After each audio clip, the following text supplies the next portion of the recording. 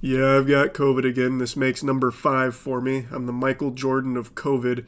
Pretty much anytime I go to like an event, I'm guaranteed to get COVID, it seems. It's really infuriating. I'm the faker of getting COVID. I was even considering doing a tier list for all of my experiences with it so far, but we'll see. The only reason I mention that is because I'm going to sound congested here. My voice might also start cracking, but I don't really feel like editing all that much, so I'll probably just leave it in. Just know it's not a second puberty or anything. Anyway, I'm sure a lot of you have heard of this trend. Maybe, I don't know. I only just learned about it today, but it's been going on for about a month, where OnlyFans creators are putting AI Down syndrome filters on their content to try and drive more clicks to their OnlyFans. I took the audio out because of DMCA, but they're all exactly the same, where it's hypersexual, like my pussy doesn't have Down syndrome or whatever, and then ChatGPT captions to accompany it. There are so many accounts and so many examples to pull from. We'll get into some notorious ones in a minute.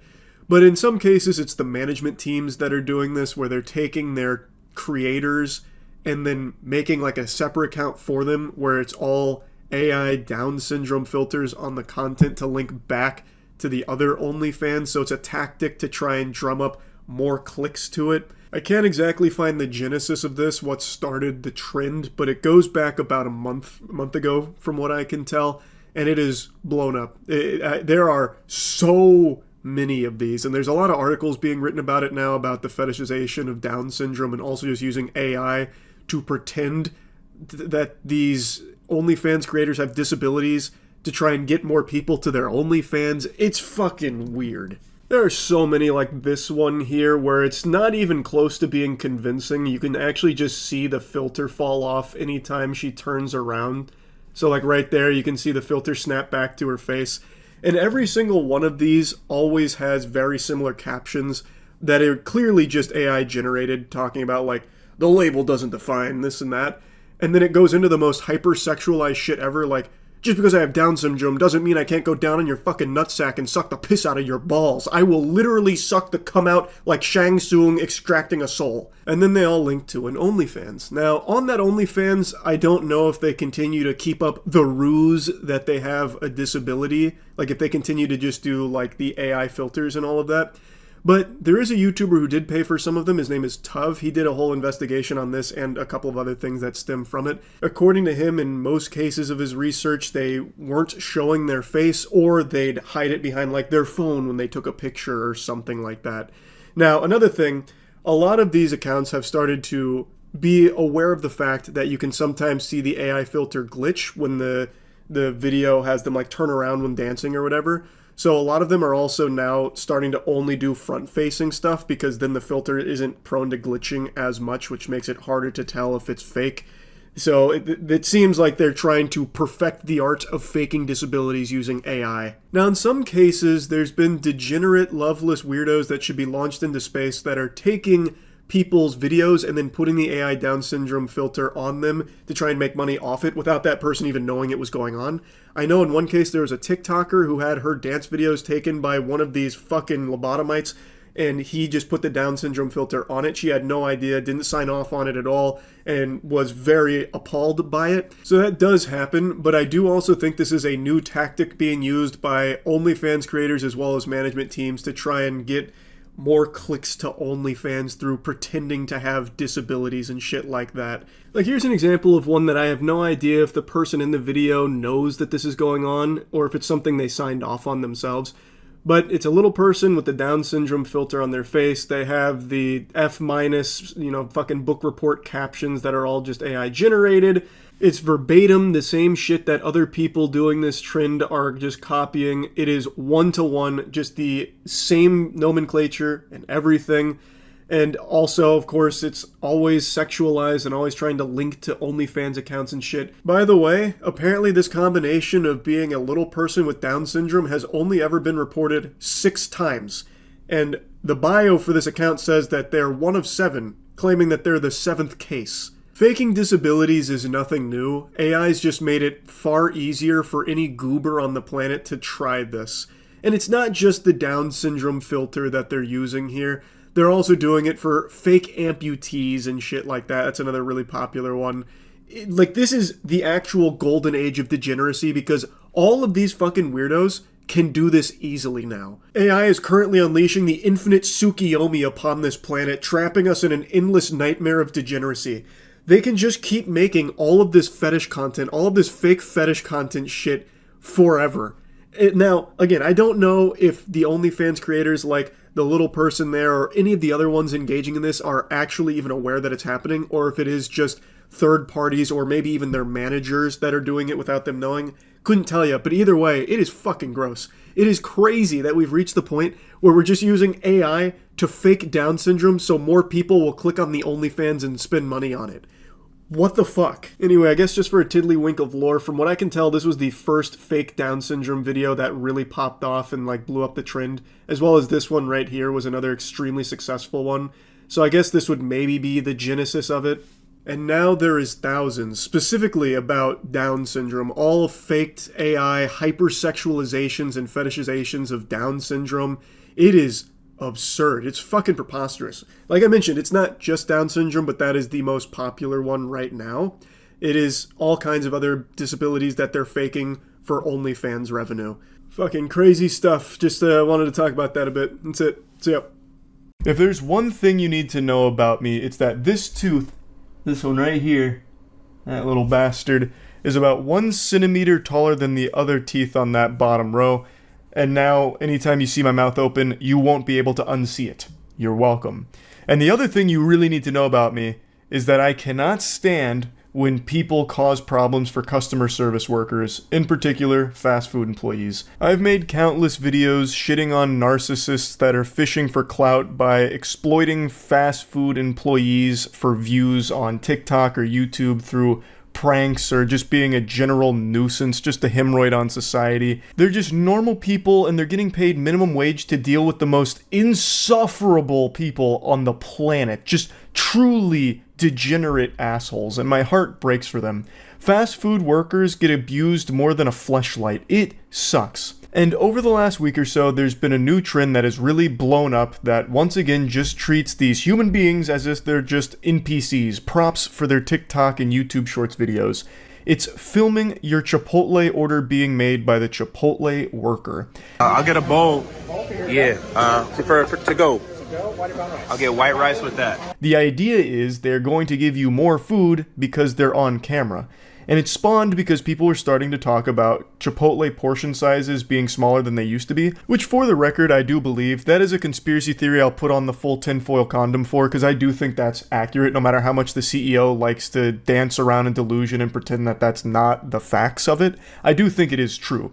I used to get a Chipotle burrito after every lift in college, and I had innumerable Chipotle burritos, and over the last 3 or 4 years, I've been very vocal about the quality of the food going down, in my opinion, and definitely, like when I get burritos now, it's significantly less than I remember it being back then.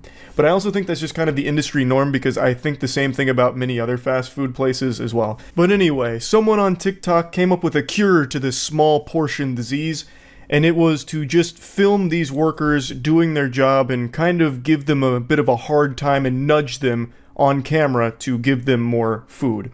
And this started to really pop off because a lot of people noticed that, oh, when they're being filmed, they give you more food. So that's the cheat code. That's the life hack. Rice blanco pinto beans?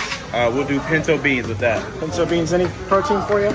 We'll do chicken, please. Chicken. Any queso for you? We need some more chicken in that. More chicken? Finna fire on your ass. Put that chicken in there. All right. Any queso for you? This one is by far the worst I've seen from this trend here. This guy went in there looking to start shit. He's immediately aggressive and confrontational. The guy hadn't even put the fucking spoon fully into the chicken bowl there before he said, no, need more chicken. He's there to stir a controversy for the sake of his video. And he is just shoving the camera down this guy's throat. If the worker had bent over, the camera guy here would have given him a full-blown fucking colonoscopy. He is right up in his business to just be this insufferable douchebag that's hassling him for the sake of this video that he's filming. Now, it's filmed from another angle, but I can't find that full video. I can only find this one through Twitter. We need some veggies. Get some green veggies. Yep, little bit more. No problem. Little bit more. No problem. Straight up. Oh, they gonna have to hold me accountable. When he was asked pretty politely to just stop putting the camera in this guy's face, not even asked to stop filming, by the way, just asked to like, hey, maybe don't be up in this guy's nutsack with your camera, he immediately starts yelling about it. He's immediately throwing a fucking temper tantrum. Even though it was a super reasonable request, because look at how close he's getting to this guy. He is leaning over the counter to get as close as possible. It's like he's going in for a kiss, like he's trying to fucking make out with the guy here. Nothing else? That'll be all. And if you got a problem, I'll fire your ass up. Hold me accountable. You gonna have to hold me accountable. Sir, this is Chipotle's. Why are you yelling and screaming? Why are you hooting and hollering here? Goodness gracious, it's like a hostage situation here. The worker did everything you ask. Leave them alone. All they requested is that you take the camera out of that guy's mouth. They didn't even ask that you stop filming, even though they should have. They should have walked over and slapped that fucking phone right out of your hands, douchebag. That's what should have happened. But it didn't. You still got to have your TikTok video, and you're still huffing and puffing about it. It's incomprehensible to me. Even when people who did this trend weren't harassing the worker making their food, I still don't like it. I think it is still dog shit. You're just being a nuisance to just average everyday people just going about their lives. They're getting paid minimum wage to make your food, and you're making it a huge headache for them by putting them on camera when I know for a fact they don't want to be. The reason you're getting more food shouldn't be some kind of mystery. The reason is because no one wants to deal with being shamed online. It's not like these people are just drones, AI that are cut off from the rest of the world. These people have access to the internet, same as you. They know what this trend is. And they know if they give you anything less than fucking colossal proportions that could feed a family of 8, then they're going to get insulted in your TikTok video. So obviously they play along with it. Like, it shouldn't be surprising that you do get more food when you film the workers here and put this big spotlight on them, because now you've turned it into a huge song and dance, and they want to do everything possible to avoid a negative situation with their life here that you have now thrust upon them for your own, TikTok or YouTube short. I think it sucks. I think it is sucked from the very beginning. I don't like that the portion sizes at Chipotle have shrunk, obviously. But what I would never do is blame the workers for it. They're not making the corporate decisions for the portion sizing or anything like that. And if you do get less than you want, you can politely ask if you can have like another scoop or something. Like, that's just normal socialization 101. You don't have to resort to the nuclear option here. And that ain't no issue. Anybody in here can get it. Straight up. You can call the police. I ain't break no law. Wait, what? Whoa, why you lying like police? This guy's fuming so hard that he immediately gave himself amnesia and forgot that he just threatened the entire restaurant. She said, all right, I'm gonna call the police because you're threatening people. He's like, you're fucking lying! Who did that? Where? When did that happen? You're telling a fib. That's a tall tale. And I don't appreciate it, Buster. Even though literally 5 seconds ago, he just threatened the entire restaurant for some reason. He's just having a full-blown voice-cracking conniption here in front of the entire Chipotle for this trend. And I still don't even know what there is to be mad about. He got big portions on his bowl. Mission accomplished. And he successfully made everyone in that restaurant's day a little bit worse. Yippee. Wahoo! That's great. So yeah, overall, I think that this filming Chipotle workers trend is garbage. I think it is just trash. I could bring up countless other examples because it's become such a viral hit here, but they're all so annoying. They're not nearly as bad as this one. This one is by far the worst I have seen so far. The only ones that I somewhat appreciate are the ones where the Chipotle worker gives them significantly less food because they're filming. I fuck with that. I think that's great. That should be the gold standard going forward here. You come in and you start filming the workers, well, I hope you enjoy 5 tiddlywinks of rice and 1 little glob of chicken. And that's it. Put a smile on your face and get the fuck out. But anyway, yeah. Don't like the trend. Hopefully the trend is over soon. That's about it. So yeah. Yeah, it's only been a couple days since I talked about the NPC TikTok live streaming trend, and it is completely out of control now. It's spreading faster than the bubonic plague, and it's significantly worse for your health. It is tragic that this is the state of entertainment now. I don't blame any of the streamers hopping on this trend because it's an infinite money cheat code right now. This is a non-stop avalanche that's only gathering more and more steam, but instead of it being an avalanche with snow, it's an avalanche with doubloons. This is legitimately free money because people, for some reason, are just throwing all of their allowance, all the schmeckles from their pockets at every single TikTok streamer that's doing this NPC trend. I'm confident all of you have heard and seen this trend by now, but just in case, I'll introduce you to the patient zero that started this NPC streaming outbreak. Grab, fire, fire, meow, hee-haw, yes, you got me feeling like a cowgirl, let me write it, Aw, thank you, Fruity, I love you. Balloon. That was good. Coconut. Hee-haw, yes, you got me feeling like a cowgirl, let me grab. This is Pinky Doll, and with the rate at which she's growing from this trend, she'll end up being more well-known than the Bible at this point. She has exploded from this. 50,000 viewers during her most recent NPC stream, and apparently, according to reports, eyewitness accounts, she went for 5 hours of doing that non-stop.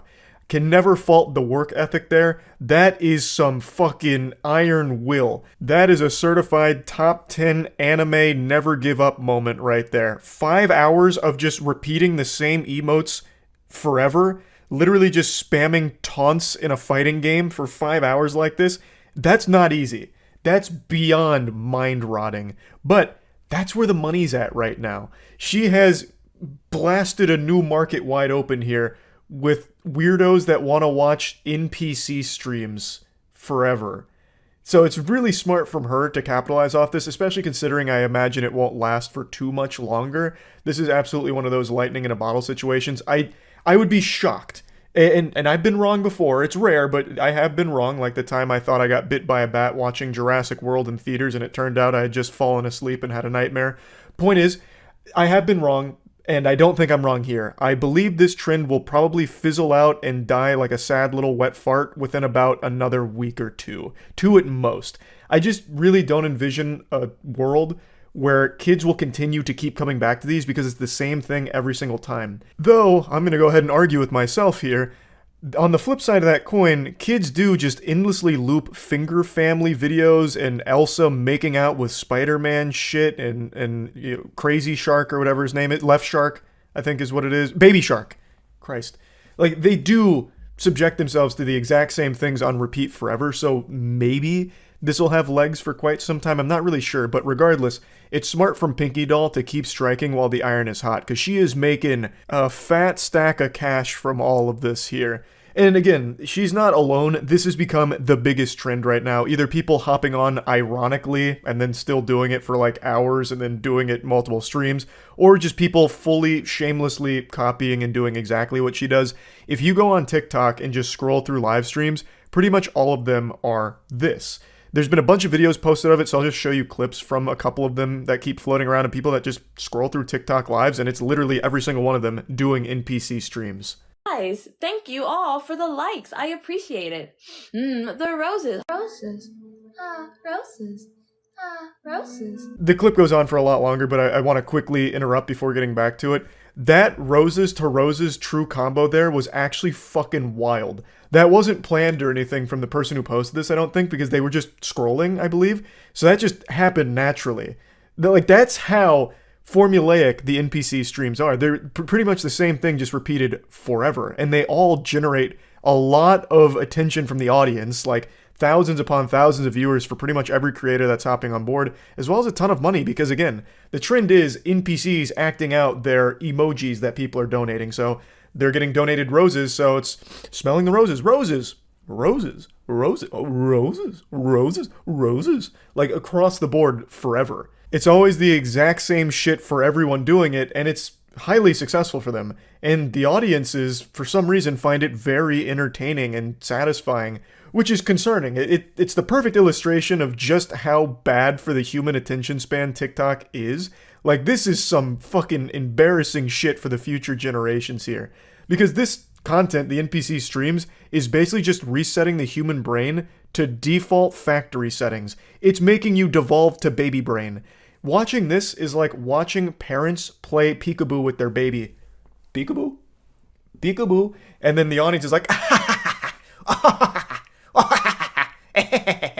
every time. Every single time, even though it doesn't change. It's fucking wild. Hello, I'm AI. Rebooting. System rebooting. Thank you for your GG.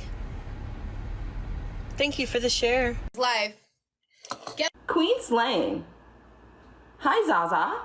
A couple of those were scrolled to a little too quickly to really recognize that they were NPC streams, but they were. Like, if you slow it down, like one of them that went by really quick, they did have the hair iron out with the kernel in it, popping individual popcorn, just like Pinky Doll does in the NPC streams.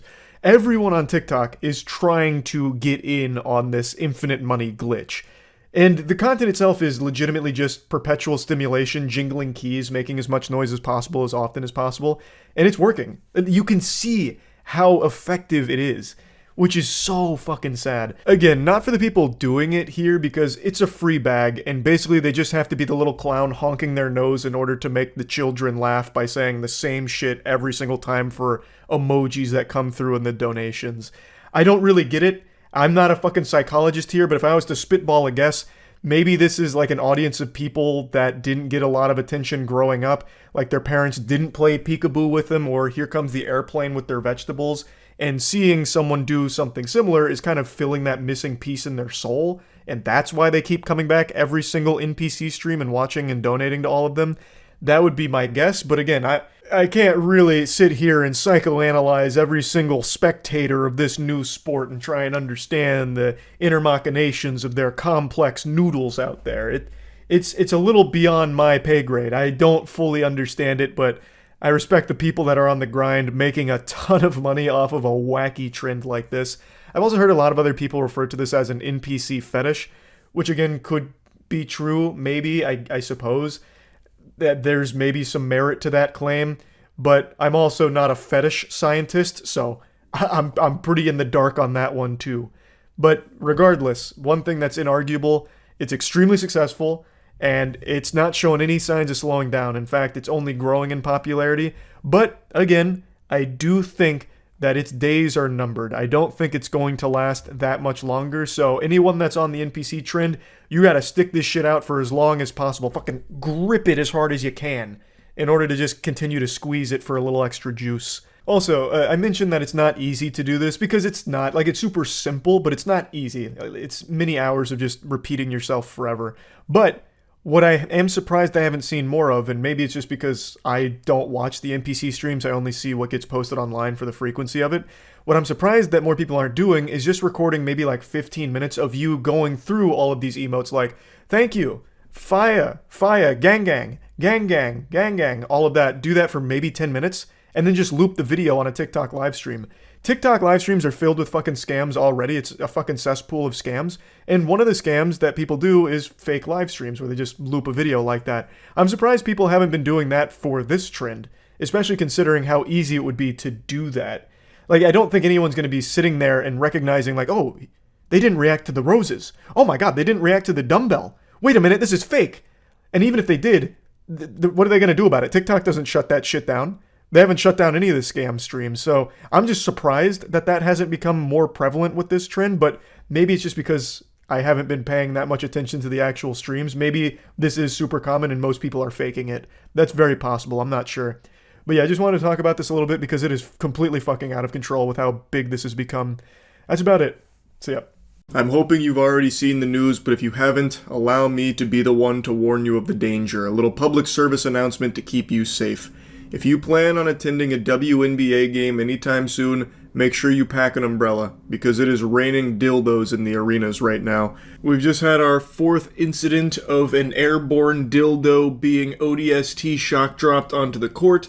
It's become a trend where rowdy spectators are sneaking dildos into the arena to launch them onto the court, and it's become so big, in fact, that there are now bets on some markets wagering on if a dildo is going to be thrown, if so, what color, what quarter.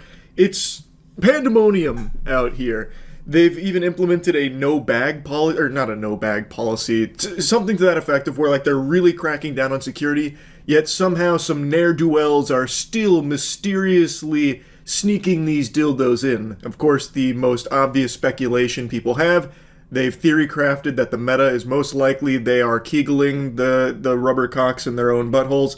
They're utilizing their prison wallet to sneak the dildos into the arena. However, we do know there have been 2 arrests that have been made. One, Delbert Carver.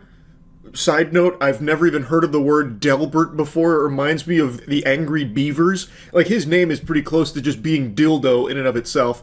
And then another one, the one that's gone most viral, is an 18-year-old named Caden Lopez.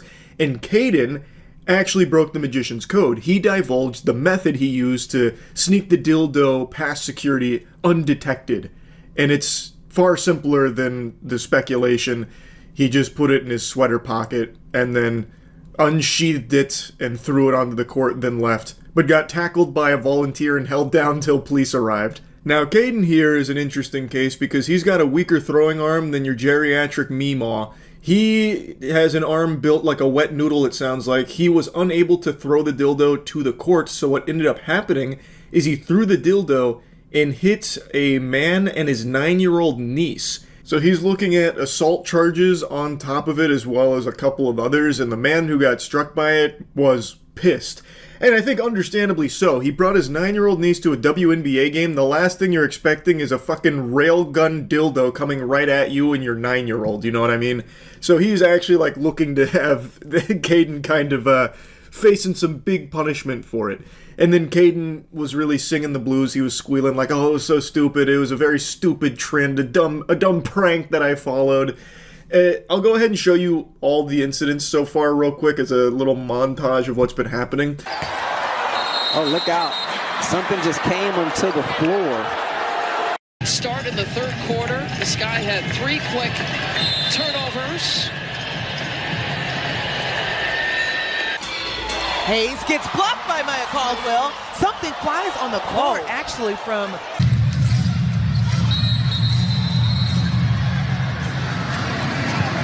Got a whistle away from the basketball.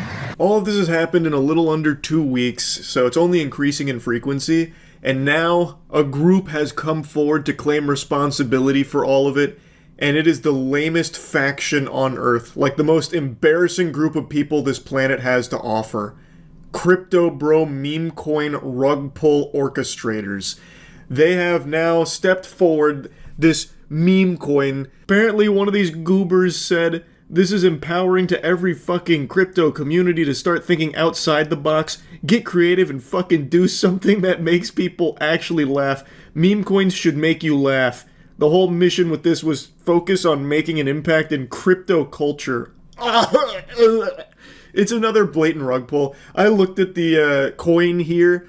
I'm not convinced that they're actually behind it. I think maybe one person associated with them maybe did it at some point. But this really seems like just the classic big trend. Let's make a pump and dump meme coin around it to make a couple quick bucks off of the dumbest people on the fucking planet. Again, if you put money into a meme coin, you 100% deserve to lose it. I shed no tears for that. So anyone that loses money on this crypto rug pull that's inevitable, that's your prerogative. I'm not your fucking dad. You lose all your money doing it, that's fine. Just reading them talk about this shit is just so shameful. I feel like I've wandered into the anime club while they're LARPing. Like, look at the way he talks about the community members here like they're some kind of martyrs and heroes, like on the front lines putting their lives on the line. Listen to this, he literally says that.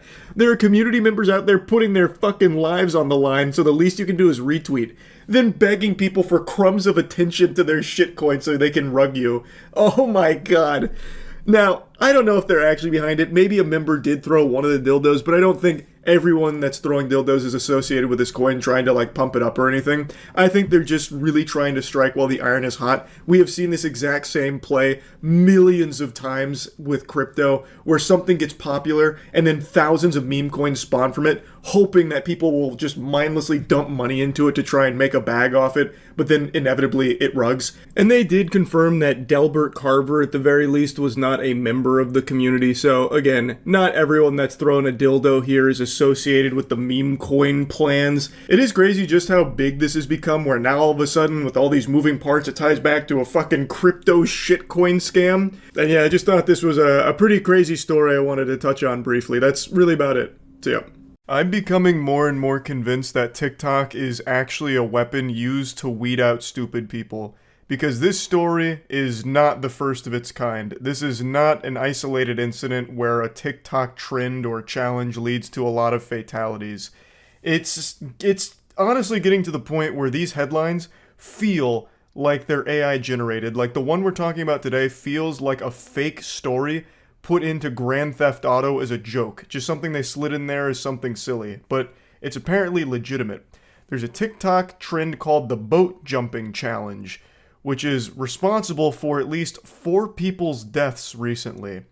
And the challenge, as the name would imply, is jumping off of a boat going extremely fast. You don't need a master's degree in physics to figure out why this is dangerous, but just in case, I'll lay down the brass tacks, so I'm gonna sit you down in the classroom here for the lecture, so spit out your gum.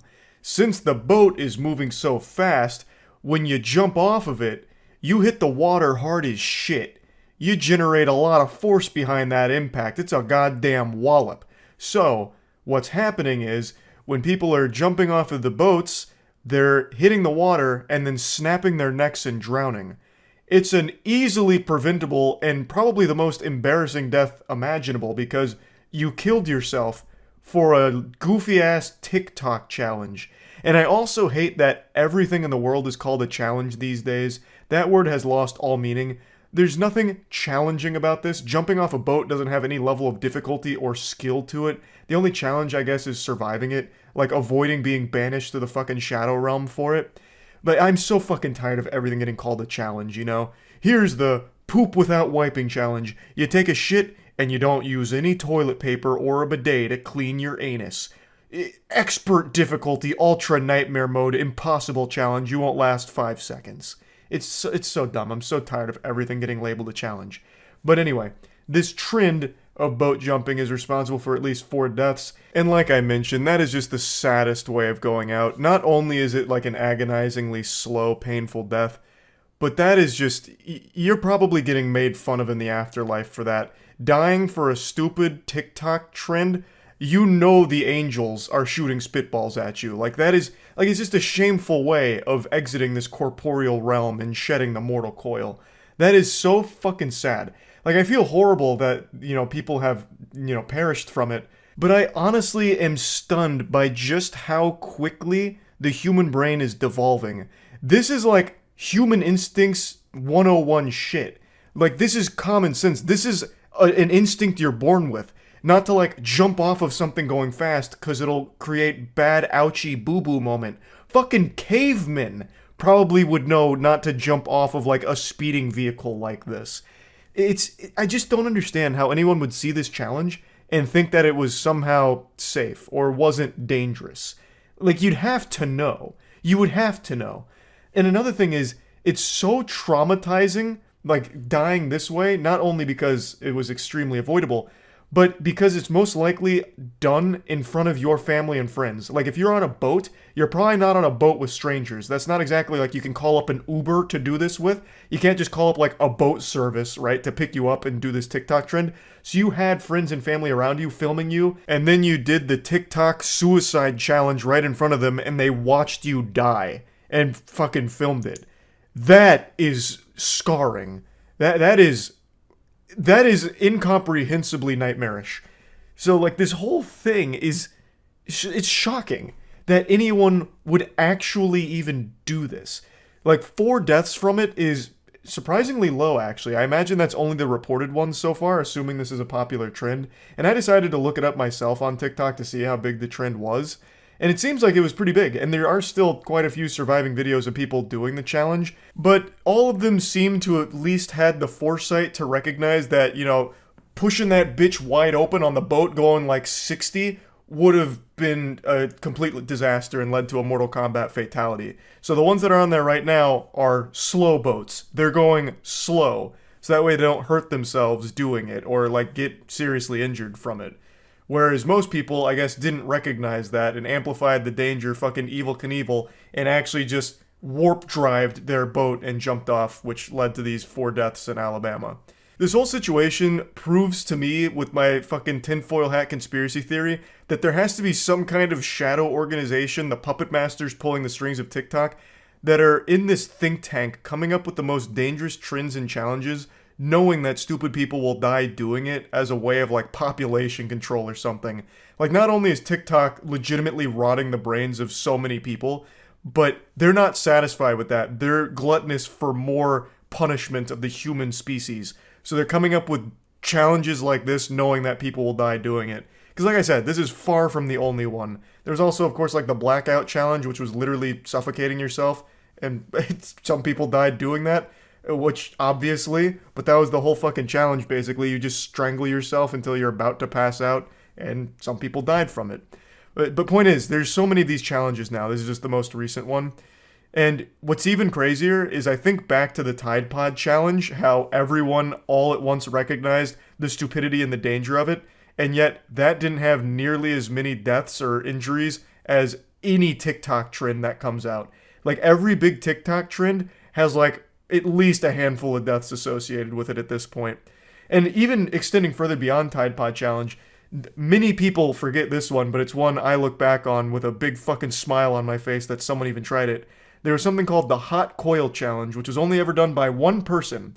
It was a dude who just turned his fucking stovetop on and then put his bare forearm on it and let it incinerate his flesh. So he just slams his arm onto the stovetop and lets that motherfucker simmer. He is in there just letting it cook. So he holds it there for a little bit, obviously just melting the flesh off, fucking cremating his forearm, and called it the Hot Coil Challenge. And that would have been less detrimental to human health than fucking TikTok trends like the boat jumping challenge. There would have been less deaths in the Hot Coil Challenge than there are in things like the boat jumping challenge and blackout challenge and all of that. That's so crazy. Now, this isn't exactly related to the boat jumping challenge, but I want to illustrate just how dangerous water speed is. There is a record for the fastest water speed ever achieved, and it was set back in the 70s. And you'd think upon hearing that, like, oh, we've advanced well beyond that with technology. How have we not been able to beat a record from the 70s when it comes to water speed? And that's because it's considered the most hazardous thing to ever engage in. It's the most dangerous record to ever try and break. There's a whole Wikipedia page dedicated to it. Of the last 13 attempts to break the water speed world record, there have been 7 deaths. And the 2 most recent attempts both ended in catastrophe and death. It is a record that most people don't really want to challenge because it is so fucking dangerous. I feel like a lot of people just don't recognize how dangerous water can be, which is a silly thing to say, because I feel like most people should be able to, but we're living in clown times right now where people are just, they're not thinking anymore. They see internet engagement and all rational thought goes right out the window. So it's fucking dangerous. Obviously, this boat jumping challenge was going to lead to serious injury and death. And yet, people were blinded in the pursuit of clout.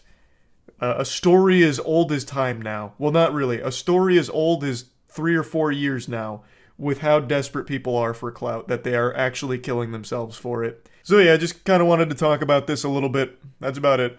See ya. Right now, there's a pretty ridiculous trend going on where if something flops, be it movie, game, or show, the immediate response from those behind the production is to get mad at the audience and blame them for it, saying that either they were too stupid to appreciate it, or they weren't real fans willing to support it, or they just told a story that was too hot to handle and people weren't ready for it. Thus, once again, we didn't fail. Our product's not bad. You guys are just turbo idiots that prevented us from the success that we deserved. And I'm just getting so tired of reading this. Every time something flops, this seems to be the go-to dialogue tree on the NPC quest line here. And it's just really, really starting to grind my ass. It just happened with The Witcher because Season 3 was a disaster. Full disclosure, I haven't watched Season 3. I just couldn't even pretend to be interested, so I haven't bothered with Season 3. But there was recently a statement made that the reason Season 3 hasn't done well is because they had to simplify everything because American audiences are too dumb basically. And something very similar just happened with Marvel's Secret Invasion like a week ago, where the finale aired, and pretty much everyone said, "Oh brother, this stinks." They were just saying, "Boo! Boo!" and throwing tomatoes. It wasn't well received. Most people hated it. On a show that already didn't have many eyes on it to begin with, so it was just kind of a catastrophe. And the director behind it came out and once again just kind of blamed the audience and started pointing his finger, even having the gall to say that it's not his job to fulfill any expectations, and he doesn't read any of the reviews, so he doesn't really care if people didn't like it. Which I guess is fine. It's not exactly like the, puffed out chest alpha male thing that he thinks it is. It just kind of reads like you definitely did see the negative reviews and you're in defense mode. No one's forcing you to read any criticism of your show if you don't want to see what the fans are saying about it. No one's gonna peel open your eyes and sit you down strapped to a chair to watch all of the reviews come in. So it's fine if you don't read them, but why then just say that it's not your job to fulfill expectations and you don't care? I think you're pretending that you don't care. I think you definitely do, and if you don't, you should to some extent, at the very least. I don't expect any director to come forward and be totally honest, hey guys, look, this shit sucks. I really blew it, huh? Yikes. Yucko. This was no good, huh? I don't expect that. You should still have pride in your work, but you can at least take some level of responsibility and be like, hey guys, look, there was a story I really wanted to tell here, and I see that it's not resonating with a lot of the audience, and I'm sorry if I let some fans down with this, but this is my vision for the project, and this is where I wanted to take it. I think that's far more respectful than saying, you guys are all dumb, and I didn't listen to you, don't care. I'm just really tired of seeing this attitude where the director or the team behind a production gets mad at the audience for not liking it, or not going out there to support it if it didn't capture their interest beforehand. This isn't just, The Witcher and Marvel Secret Invasion. This has been happening quite a bit. You see the director's Secret Invasion said about the negative reception. He actually said, "Is it our job to fulfill their expectations?" No, I didn't see that. I'll look it up real quick, but directors are just getting really bold with how they handle bad reception. I can't remember who it was recently, but another flop had their director come out and say, yeah, we wanted this. In fact, this is what we were hoping for. I was what do you mean? You wanted it to fail? What? What the fuck are you talking about? Secret Invasion director doesn't care if you like the show or not. That headline goes so hard. You see, when it comes to Marvel shows, it's not about liking it. It's about just watching it because you're too deep already. Just consume for the sake of consume. You don't need to like it. Despite the resoundingly negative response to the scroll-based series, Marvel Secret Invasion director Ali Salim has admitted that he does not feel bad about the show's poor reception, particularly as he believes the devoted, even rabid nature of the franchise's fanbase does not lend itself to productive discussion around its various entries. So because they're devoted, they can't have a real discussion around it? I think there's merit to saying that a fan base can be way too brainwashed and hive mind for a real discussion to take place, but that's not even what this is about. It's just people, everybody unanimously did not like the finale. Oh, I don't read reviews. With all due respect, for me, I view all the storytelling work I do as a dialogue with an audience. When the show is finished and put up on screen, that's my half of the dialogue, and the audience then starts their half of their response to it. I think that's valuable, but I don't know. I don't know how to answer the question. What the fuck? This is a direct contradiction. So if you don't read the reviews, then you're not even listening to their part of their response of the dialogue. So you give half the dialogue and then plug your ears to their half? What the fuck are you talking about, man? How is that productive discussion? That's the exact opposite of a conversation at that point. All you want to do is give your half and walk away. And then, I guess, get upset. I don't feel bad about mixed reviews. If you had unanimously good reviews, every movie would gross $10 billion trillion, right? Projects resonate with different people at different times for different reasons, and Marvel has a very devoted, even rabid fan base who have expectations. When their expectations aren't fulfilled, they move in the other direction. They give it a thumbs down. I don't know. Is it our job to fulfill their expectations, or to tell the story that we're telling? So it's a tricky thing. I would love if everyone loved it, but I also don't have that expectation of myself, so I feel great about the response to it. What are you saying? What are you saying? The expectation would be to make something good. Like, yeah, you don't have to, like, follow the most predictable shit ever, but at least make good on the expectation that you'll try. And then at least listen to feedback, instead of say, I don't read the reviews, and then say they can't have a productive discussion. I think the best thing you could have done is just been like, you guys didn't like it? Whatever. It's the story I wanted to tell. I'd be like, okay, that's totally fair. If this is the story you wanted to tell, by all means. I just don't understand the point of getting, like, combative and condescending about it. Like, you guys, it's not my job to fulfill your expectations. So what? I don't read your reviews. I gave you my half of the dialogue, you gave me a response, and I didn't listen.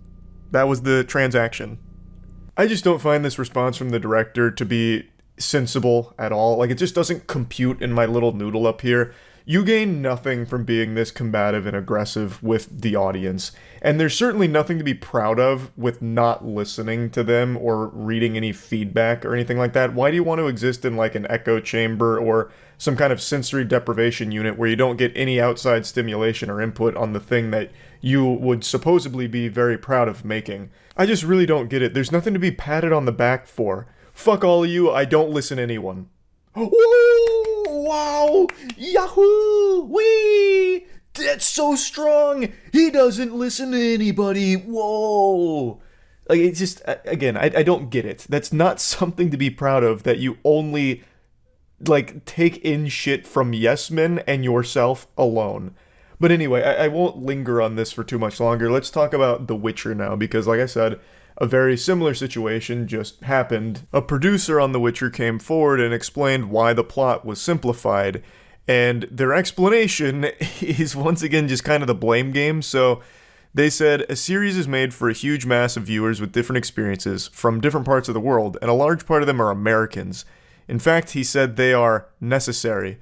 When referring to plot simplifications, that was the whole thing. He's trying to give insight on why the narrative of The Witcher is significantly more watered down and less complex than it is in the books. And his argument is basically, you have to boil it down to the bare necessities, only the essentials, pure emotions, because Americans are probably watching, and those are some absolute fucking idiots, I suppose. He mainly points to things like TikTok and short-form content as kind of deteriorating the attention span of viewers, so he needs to make it more simple for them and more digestible, baby the audience, because the Americans are so used to just jumping from video to video. And to a certain extent, I understand what he's saying. I do agree that the attention span of the average person has deteriorated to a level I don't think the Lord could have ever predicted. We have the shortest attention span ever right now, shorter than it's ever been because of things like TikTok and YouTube Shorts and stuff like that, I imagine. But I completely disagree that this means you need to dumb everything down. In fact, I think most of the evidence points to the contrary, that the more complex you make something, the more successful it can become. The best example I can think of is Game of Thrones, because this actually did both. It had very complex narrative, very complex characters, and then it dumbed itself down, and the dumb part, seasons 8 and 7, were horribly received. So bad, in fact, that it ruined the entire legacy of the show. Seasons 1 through 6, where it focused on a complex story, world, and characters, people loved and cherished, and it was the biggest show at the time, and still one of the biggest shows ever made, because of that foundation it built. But in seasons 7 and 8, the entire team got hit by the orb of confusion and just went, fuck it. We'll make everything super dumb and super simple so we can wash our hands with this and move on. And the rest is history. Everybody hated it. Point is, I disagree that you have to boil everything down to appeal to the dummies in the world, and that's like the only way for success. I think the opposite is true. The more nuanced and complex you make a show, the better chance it has of succeeding, because I think that's what the majority of people want to watch. They're not here looking for someone to just collide action figures together and make loud noises. I don't think those are the most popular productions. So to me, this feels like cope from the Witcher producer here, like saying that you find it painful to have to simplify the plot and that showrunners have to make these decisions and accept them because the higher level of nuance and complexity will have a smaller range and it won't reach people, is just wrong. Like, I don't think you're correct in that assumption there. I think most of the evidence points to the contrary, that the more nuanced and more complex you make a show, the more successful and more appreciated it is. Some of the best shows of all time and most successful shows of all time are the ones that are complex and nuanced with really interesting, deep characters and a narrative that is very intriguing and complex. So I don't understand exactly why he thought that this was a necessary and painful decision that they had to make for the success of the show, when clearly it didn't work and wasn't working anyway. Like, you could have still just stuck with the complex narrative of the book, and I think you would have stood a much better chance. I don't understand why we've reached this point where all of it's everyone else's fault. You ultimately were the ones that made the decision to say, let's simplify this and make it silly. That's on you. You made a gamble that people would prefer something really simple. Good guy, good. Bad guy, bad. Nothing else? Okay, I clap now. You made that decision expecting that possible response, and you didn't get it. It's not anyone else's fault but your own. I don't know why you're putting the blame on Americans and their attention span not being conducive to a significant narrative full of nuance and complexity. It's just a matter of just taking responsibility, just be like, hey guys, look, honestly, we thought by simplifying this we'd reach a broader audience, and it didn't work. It seems like we simplified it too much, and it didn't convey the artistic vision that we were hoping for. Like, I just don't think you need to then say things like, it's those damn Americans and their lack of ability to comprehend complexity, which is why we were forced to make the painful decision, the necessary evil, to dumb everything down. Like, it's just silly. It's just silly to once again start pointing the finger at the audience, like, you guys are dumb, you made us do this. And now we failed because you guys are so dumb. Again, not anyone's fault but your own. If you had just stuck with the complex narrative of the books that it's all based on, even if it didn't succeed in the biggest way that you'd imagine, you could at least hold your head up high knowing that you delivered the artistic vision that you set out to do, because the way you talk about it now makes it feel like even you dislike the final product by calling it painful that you had to simplify it and that it was necessary to make such a difficult decision. So it seems like you are also not happy with the state of The Witcher. So why not just deliver the creative vision that was set out in the books that it's based on, instead of try to play the numbers game and appeal to dumb people or whatever the thought process was with the oversimplification of everything. Again, stop pointing the finger. Just take responsibility. You made a bad call, and the product is subpar for it. It is what it is. So yeah, I just wanted to talk about this a little bit because this is only increasing in frequency. Again, The Witcher and Marvel Secret Invasion are not the only two that have done this recently. This is becoming pretty common for the teams behind productions to get angry at audience reception or any kind of like criticism around their products. And it's just getting kind of tiresome how aggressive that landscape has become. So I just wanted to talk about it a little bit. That's it. See ya. Alpha male content creators get more wedgies than the men that they're trying to scam. They get made fun of almost as much as bronies used to back in the day. And right now there's a new clown that everyone is taking turns shooting spitballs at, and I had never heard of this alpha male before, which is extremely rare, like Halley's Comet. Because when it comes to alpha males, I treat it like I'm Professor Oak. I'm obsessed with it. I'm studying them. I'm going out there into the field researching them. Yet somehow this gold mine slipped under my radar. Here are 3 weird signs that no one thinks you're attractive. Number 1, you have to wait in line wherever you go. People tend to let attractive people skip lines. No, they don't. Not even in your wildest dreams is that a normal occurrence. Very few souls on God's green earth are going to let someone cut them in line just because they're attractive. Like, maybe there's a couple isolated cases where some virgin goober who used like an Ask Reddit thread looking for advice on how to break the ice with a girl might let her like cut in front of him at a coffee shop or something in the hopes that maybe it'll spark a conversation, he'll get her number and they'll get married. But that's not normal. Attractive people don't just get to part the seas like Moses anytime they walk into a Chipotle. Like, who even hears that and believes him? That's never happened to him, I promise, and it doesn't happen to anybody. What is that, Chipotle? When you go somewhere and you're an attractive person, people tend to give you more favors. If you're not getting these kind of favors from people, people don't think you look that good, bro. I just can't picture someone who sits down and listens to that hogwash and like seriously reflects on it going, damn, now that I think about it, no one's ever let me cut them in line randomly, all because of my Adonis-like figure and great looks. I guess I'm really just not good looking. This is something that clearly happens for beautiful people.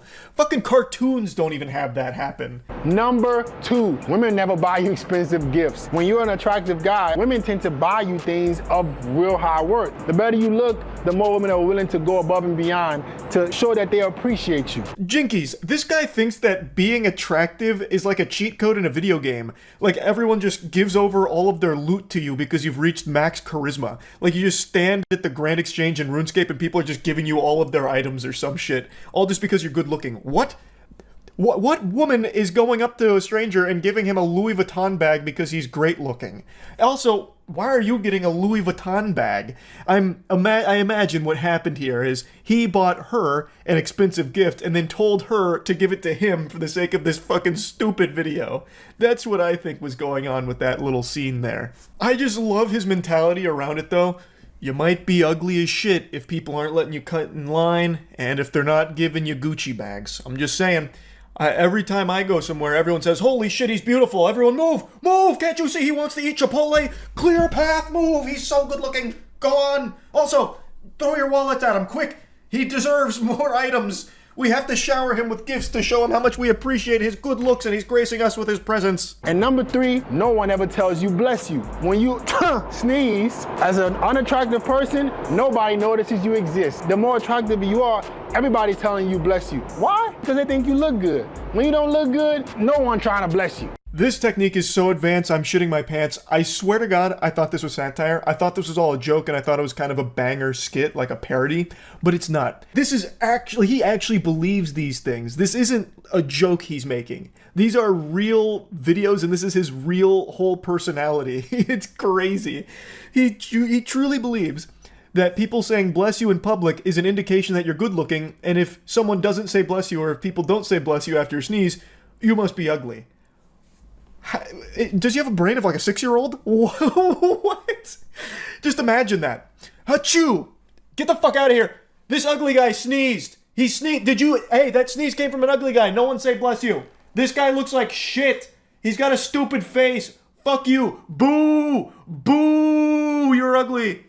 Meanwhile, if a pretty person sneezes, everyone's like throwing money at them and showering with gifts, letting them cut in line and saying bless you. Here are some weird signs that you're an average man. Number 1, no one ever talks about your looks. Guys, if you never hear how handsome you are, you're an average dude. Especially from women. If you don't hear how cute, attractive, good looking you are, you're average, bro. Number 2, your net worth is under 6 figures. Guys, you no longer can be a man, an able-bodied man in 2023 in the Western world and have under 6 figures. You're making under 6 figures. Women won't even take you seriously, bro. You're a regular dude. You have to make more money. This is just a box that you are obligated to check if you want to be an alpha male content creator or a red pill content creator. It has to be all about 6-figure income.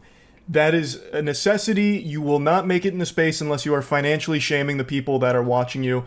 I don't know why the audience loves to be humiliated by the person they're watching about their finances. It's some real cuck energy shit, but it is a requirement. So he's putting in the work there, letting people know like, hey, no. You gotta have 6 figures or else you're just an average cringe beta. And also, if women aren't telling you you're handsome, you're average. Mom tells me I'm handsome all the time, so I don't need to worry about that. And number 3, you don't have abs. Every single man should be between 10 to 12% body fat. Being in great shape shouldn't be a choice for you. If you don't have abs, bro, you're pretty average. It's like listening to a teenage girl describe what she thinks a man should be after watching Twilight. It's so embarrassing. Anyway, though, he speaks about being average as if it's the worst thing in the world, like this unforgivable sin. And that's just a sign of the times where everyone thinks that you need to be like the special snowflake. Everyone's gotta be like the most unique Sigma grinder, or else what's the point? I just find that to be so pathetic. He is an average guy. This is not a guy who's going in the street turning heads. Very few people are. And there's nothing wrong with that. Don't let him convince you otherwise. People aren't letting him cut in line. There's probably plenty of times people don't say bless you when he sneezes in public. And I promise you, sodden panties aren't dropping when he mentions his net worth to women. He even posts some videos of him out in the field talking to women, and they are damn near unwatchable. He has the same amount of riz as someone on Discord does in a Valorant server. It's rough. Like, I've got to show you this one. Where you heading to now? I was actually gonna go to the mall. Okay. Yeah. You seem like a cool person. Yeah. Well, we should hang out. I have a boyfriend. Okay. No worries. Thank you. You guys to rate my body 1 through 10. I guess about a 10. And you? 8. What do you think I need to work on to make it a 10? It ain't nothing you can work on. You just short. Yikes. Oof. That comment about being short hits me right here. 5'6" gang. I feel you, brother. That's rough. But the first one is about, like, how to handle rejection. In his credit where credit's due, in his defense, at least he wasn't like a lot of the other alpha male weirdos that just keep pushing and pushing and pushing and don't take no for an answer. At least after, like, the painful 60 seconds he spends of just absolutely hammering this poor woman with tons and tons of questions, he at least just bows out respectfully, like, oh, okay, no worries, after just wasting a minute of her time just asking nonsense questions for the sake of his video. I spared you a lot of that misery. I couldn't help but leave in that last little tidbit where he dropped the actual iconic line of, "You seem like a cool person." That is verbatim what every trash pickup artist ever has said on camera, and it has never ever worked ever, and never ever will. It was pretty bad. Anyway though, he's not playing a character and these aren't satirical. His whole life and his whole career revolves around his physique and his looks. He's a narcissist. When he jerks off, he's probably not even coming from whatever video he's watching or whatever he's stimulating himself with. He's probably coming to the fact that he gets the honor of touching his own penis. Like, this guy, everything he says and does is all about his own interpretation of his beauty. And he tries to impart that onto his audience and tries to give them advice to guide them down his path of what he believes it is to be a beautiful man. And it's very odd. It's so weird. I actually went to his channel, and he was streaming at the time. And he has a lot of content where he just has men call him, and he'll rate them and try and improve their looks. So he tries to turn these dudes into better looking men in his eyes. Like, well, I wouldn't fuck you like that. So here's what I would do to help you get to a fuckable point. And I actually tuned in for quite a while. There were a couple of moments where he offered like legitimately good advice in between kind of like shitting on a couple of people, but he did sometimes offer like advice to people that were seeming a bit lost on things, which was cool to see, but then it was sandwiched in between just making fun of the person and offering dog shit advice. I do think there is real value in sometimes having someone come in and just be blunt about things that you might want like a second opinion on, like, hey, I'm not exactly sure if this hairstyle is working, what do you think? And just having someone be kind of honest about it. I wish someone would have done that for me in high school when I shaved the sides of my head but kept the top long so it was a fucking reverse rat tail. I looked like some kind of crazy villain out of the X-Men. But I'm not convinced he's the fucking oracle people should be going to get answers to all their questions or get advice from. It's a real mixed bag, and it seems like most of the time people just end up being the butt of the joke for him and his chat, as opposed to trying to actually offer legitimately good advice. But the point is, his whole identity online is revolving around being a narcissist and trying to be like the alpha male presenting to other men to try and like give them advice and put them on the path of alpha, which is so cringe. This is how you sit like a fucking man. You don't sit with your legs spread open. You don't sit with your legs crossed. You don't sit hunched over. You sit up straight. Legs are shoulder width apart. Back is relaxed. Shoulder blades are relaxed. You don't sit like you're scared. You don't sit scratching your head. Little things like this, guys, affect how people treat you. If you're at a meeting or you're on a date with a girl and you like this or you like this, she's gonna be like, who is this little girl? Sit like a man, comfortable. And you're gonna look like one. Sitting tutorials? Really, brother? You know what a man doesn't do? Teach other men how to sit. Try and preach about how a man should sit. What the fuck? No, you don't sit like this. You don't sit like this. You don't sit like this. You don't sit like this. You sit like this. And you sit like this. And you sit like this. And then you sit like this. And then maybe you sit like this. With a little bit of honking.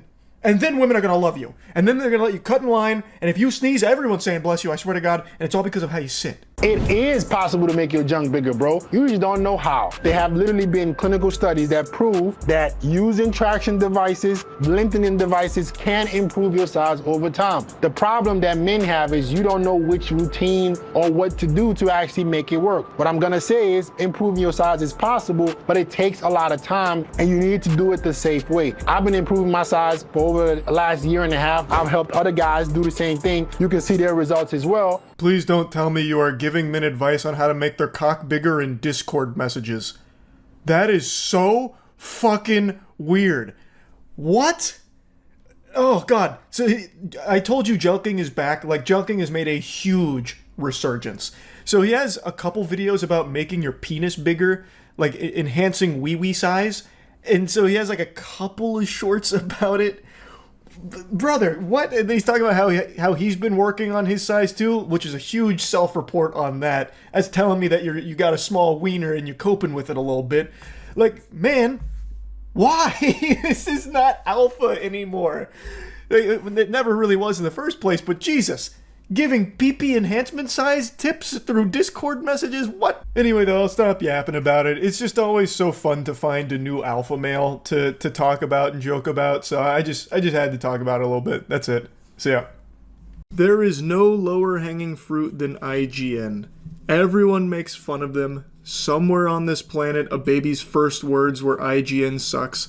They are irresistible to mock. They are a wedgie magnet. I recognize it's not brave to insult them, but I cannot help it. They are a company that puts out opinions that are so bad it should be labeled domestic terrorism sometimes. And that's what we're focusing on today. Their most recent dog shit take, giving the Invincible season finale a 4. I haven't been this stunned by an IGN review since they gave Transformers 1, one of the best animated films of 2024, a 5.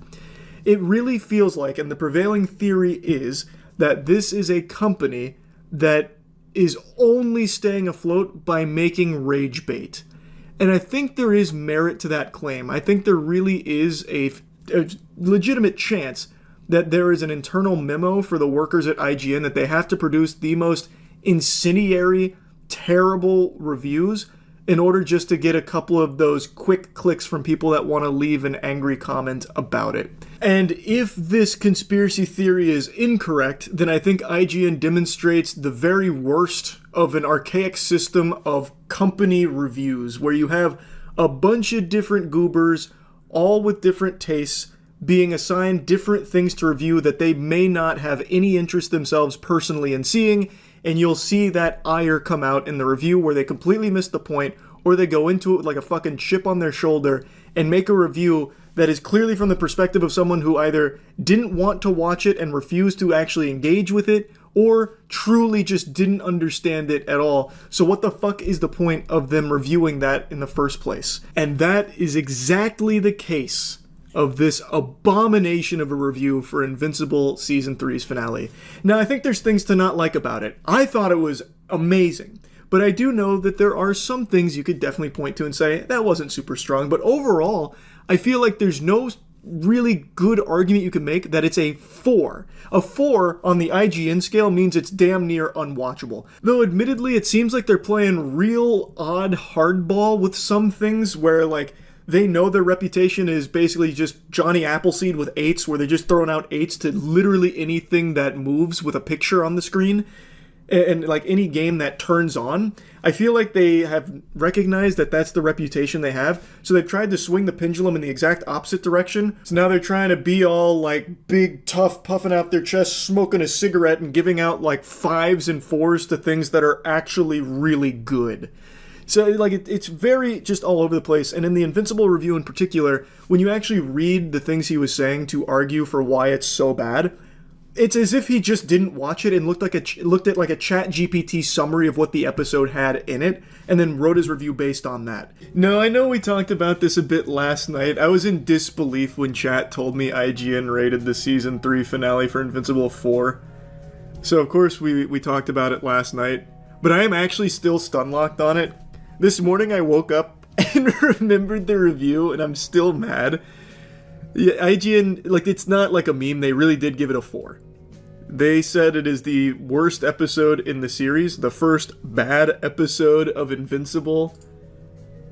And it's, I don't know, it sent me on like this spiral, like almost an existential spiral of what is even the point in a company like IGN reviewing things anymore. Like, it feels so obsolete. Because they have so many different reviewers, there's so many different tastes.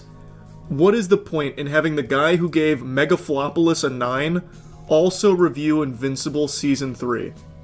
Like, what does that do? This guy's already huffing his own farts thinking that he, in his words, Megalopolis is capable of rewriting your body, soul, and mind, and then tasking him with reviewing Invincible Season 3. Like, this, like, it's just fundamentally useless. Because I'm really starting to think it's not even rage bait. Like, that was my big cope last night, is that it has to be rage bait from IGN, but I don't think it is anymore. I think it is just the product of just being so archaic and having different people reviewing different things and people's tastes just not aligning with the thing that they're reviewing, that it leads to shit like this. I think he's just their go-to rage bait guy when a big show comes out because he only reviews contrarian takes for big stuff. Yeah, I was looking through his list as well. Like, it does seem like that is kind of a common trend with his reviews, but it can't be useful, right? Like, for a company like IGN, it cannot be useful to have like a designated rage bait spitball magnet. Like, you'll get some clicks, but mostly what people are gonna do is what they're doing right now, just making fun of it on Twitter without ever actually engaging with the article itself. Because why the fuck are you gonna go here? It's absolutely outrageous. No one's gonna bother clicking on it, it's too rage baity. So, like, I don't even think that's what's going on. But they're not getting rage clicks is the argument I'm making. When you have something that's this egregiously off the mark, no one's gonna ever actually click on it.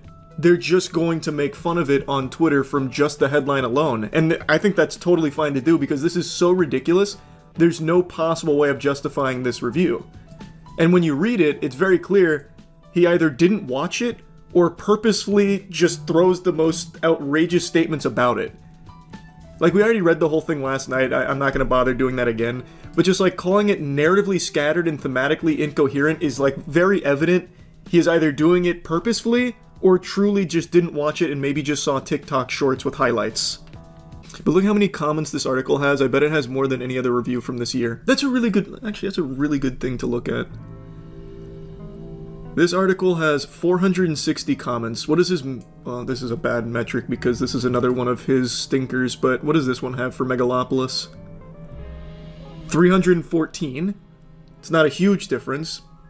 Is this movie out yet? Did Drop come out? I really want to see it. They gave oh my god.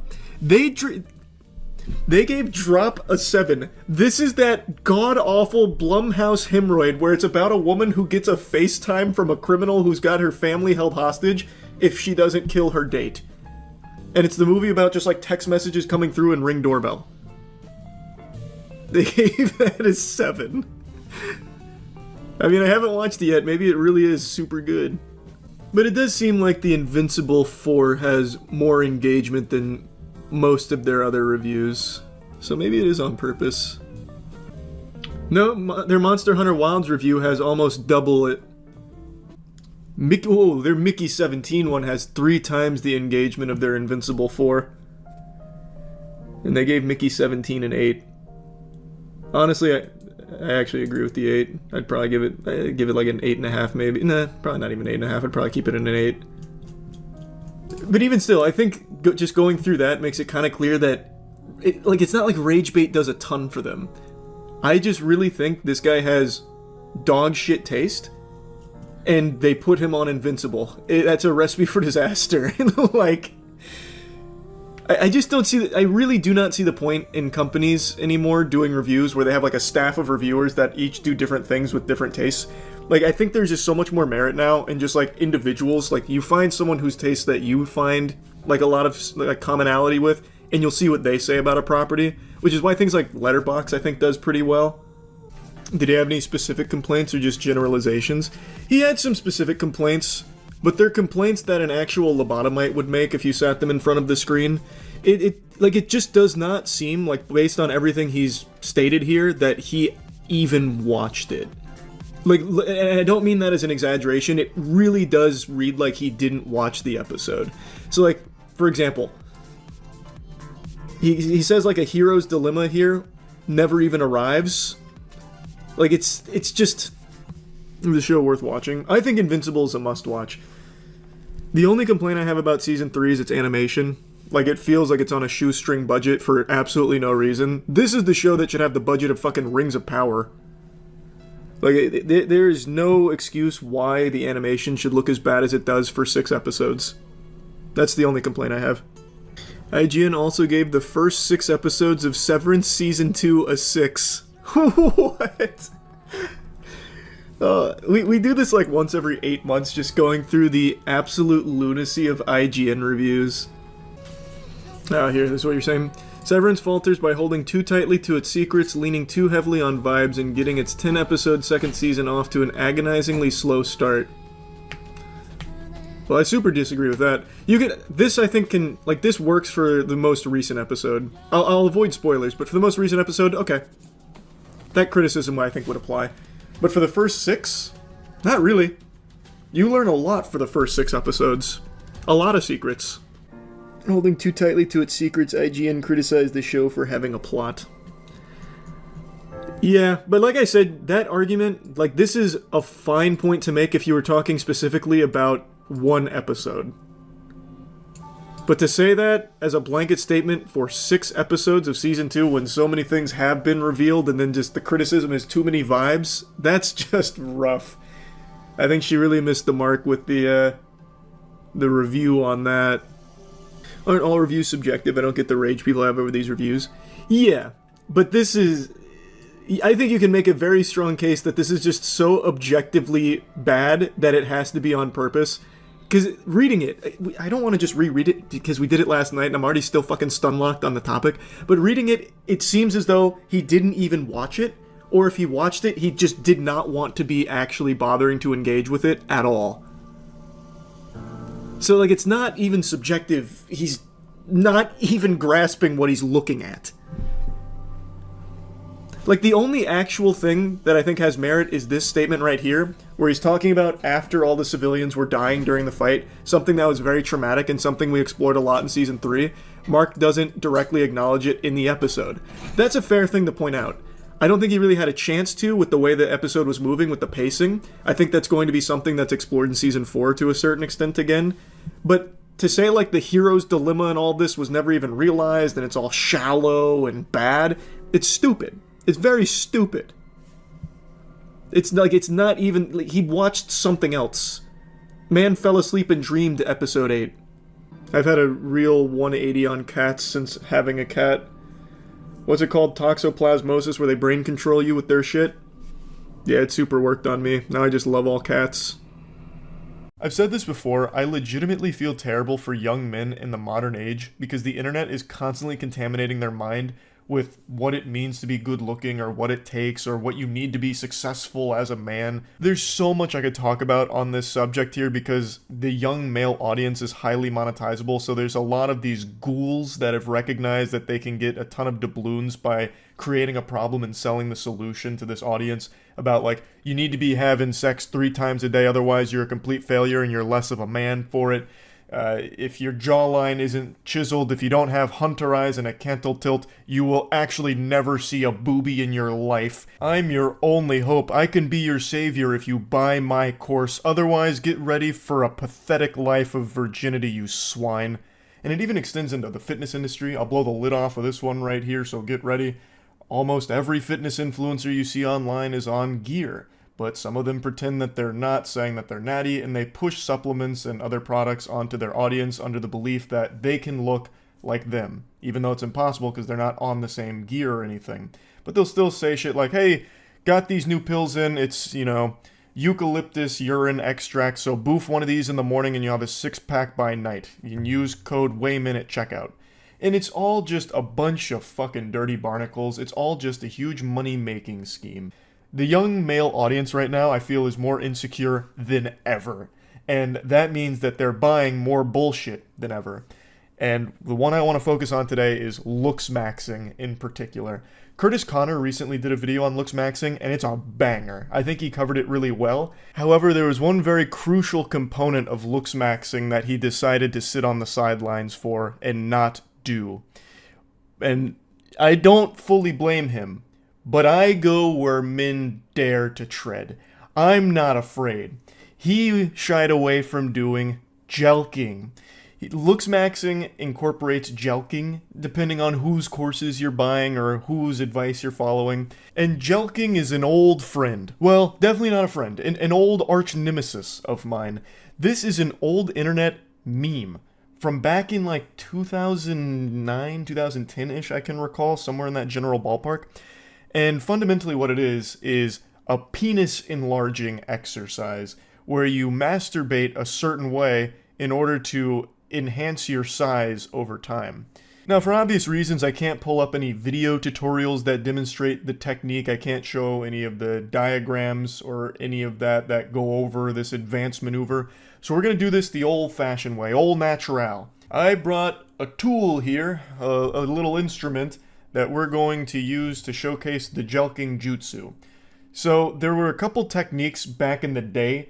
You know what, let me go ahead and give you my origin story with Jelqing, because I actually have a personal connection to it. It's an old friend. Rather, not a friend at all. We weren't on friendly terms. An old arch nemesis. If you've been around the channel for a while, you'll know that when I was really young, I got most of my advice, my life advice, through the internet. Mainly Reddit, a little bit of 4chan as well. And back then, Jelqing was kind of popular as a meme. But no one really subscribed to the belief that it would make your cock bigger or anything like that. Some people did it as a joke, or some people did it because, I mean, you had nothing to lose at the time.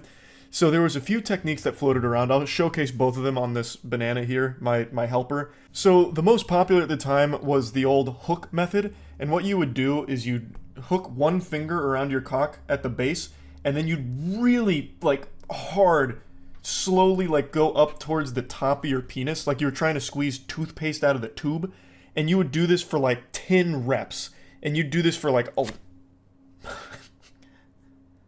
Okay. We didn't need the stem of the banana anyway, we can still continue the demonstration on this part. So you would go through this process for, you know, whatever your rep range was.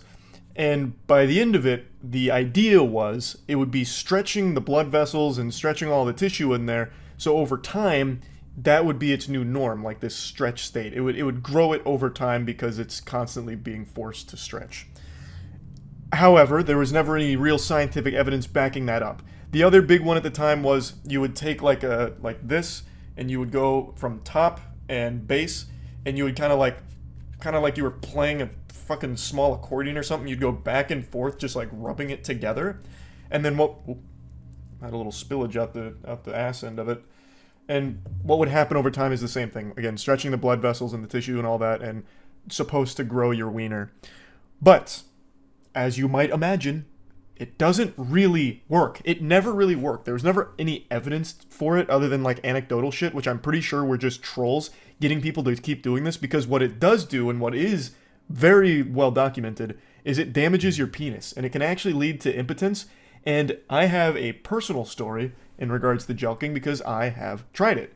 Like I said, I got most of my advice online, and being an insecure young man, I was miserable. I hated my appearance. I hated pretty much everything about myself. So I thought, why not? I'll give it a fucking whirl. So I did it, and I hurt myself. And I think I told a story not too long ago where I did like a pseudo Jelqing exercise one time and actually had to go to the walk-in clinic because I could no longer piss. Basically what happened is I damaged everything internally in my cock, like just threw everything out of whack. It was all cattywampus, and I was no longer able to pee, and it swelled up like a giant fucking head of cauliflower. And that is something that does happen with Jelqing.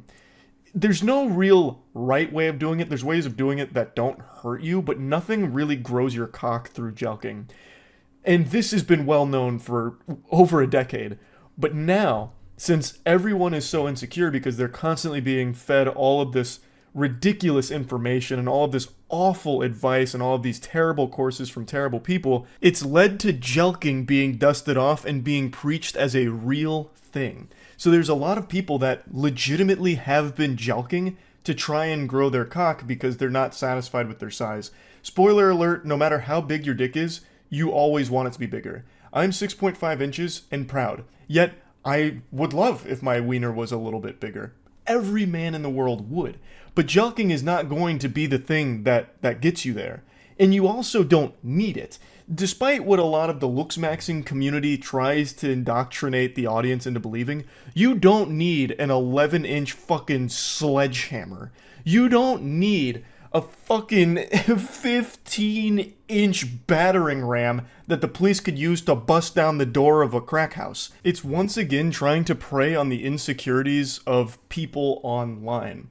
That is the main thing right now that is generating so much money and why you see so many of these things popping up frequently. Now, I don't think every single thing about looks maxing is evil. Like, I do think there are people online that are just sharing generally good advice and calling it looks maxing. Super simple shit like brushing your teeth, taking a shower, or if you're unsatisfied with your physical body, working out and giving advice on like going to the gym, where to start, things like that. All of that's totally fine. Like, that's all good, positive stuff. Absolutely. Eating healthy, great. But then there is that evil side of it where it starts talking about if you don't have a jawline that could cut glass, you're going to be alone forever because it's the main thing women like, or the hunter eyes instead of the prey eyes, or if your dick isn't huge. And then they start like selling courses on like jelq maxing and, you know, fucking jawline exercises and shit like that. It gets really bad really quick. But anyway, jelq at your own risk. I personally wouldn't recommend it, but I'm not a doctor. I don't know what's best for you. Maybe you'd see incredible results. Who knows? I think probably not. I think what's likely to happen is you hurt yourself, but if you really are a jelqing enthusiast, then I'm not going to stop you. I'm not your dad. I'm not going to bust in there and slap the penis out of your hand or anything. You go crazy on it. I just wanted to talk about it a little bit because I could not believe how popular jelqing had become again. So yeah, that's really about it. Beware of jelqing. See ya.